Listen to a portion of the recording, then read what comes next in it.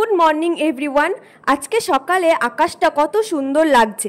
এখন রেগুলারই প্রায় খুব সুন্দর লাগে সকালবেলার আকাশটা দেখতে। সত্যি প্রকৃতির সৌন্দর্যের ওপরে আর কিন্তু কিছুই হয় না। তো যাই হোক, তারপরে আমি সকালে উঠে পাপান ওইদিকে ঘুমাচ্ছিল আর আমি এইদিকে আগের দিনের কাঁচা কিছু জামা কাপড় ছিল যেগুলো পুরোপুরি শোকায়নি, ওইগুলোই আমি একটু রোদে দিয়ে দিচ্ছিলাম।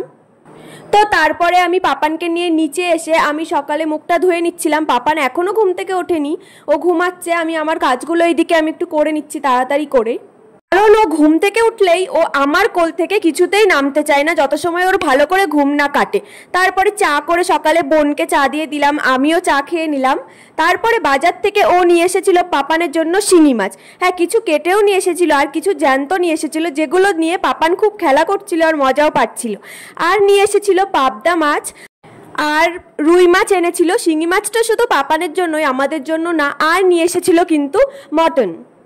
আজকেও মা এসেছে, কিন্তু আজকে রান্নাটাও আমিই করব, কারণ মা বাড়িতে রান্না করে ঠিকঠাক, কিন্তু আমার এখানে এসে রান্না করতে গেলে কেমন যেন একটা ঘাবড়ে যায়। তো এখানে ভাত হচ্ছে আর মাছ ভাজার জন্য তেল বসিয়ে দিয়েছি আমি, আর মাছগুলো আগে থেকেই নুন হলুদ মাখিয়ে রেখে দিয়েছিলাম।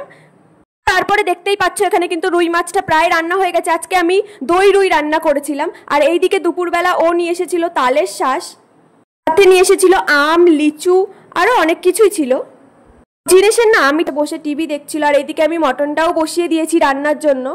মটনটা এদিকে প্রায় হয়ে গেছে, মা ওইদিকে সমস্ত কাজগুলো করছিল আর রান্নার কাজটা কিন্তু আমিই করছিলাম। তো তারপরে মটনটাকে নামিয়ে আমি একটু দিদার পাশে বসে বিশ্রাম নিচ্ছিলাম, কারণ খুব গরম লেগে গেছিলো। আর ওইদিকে পাপান দেখো ওয়াশিং মেশিন চলছে জন্য ওটাকে ও তুলবে জন্য খুব বায়না করছে, অনেক কষ্টে ওকে আটকে রাখা হচ্ছে। এবার ও এইদিকে আমার ধরে নাচা শুরু করে দিল।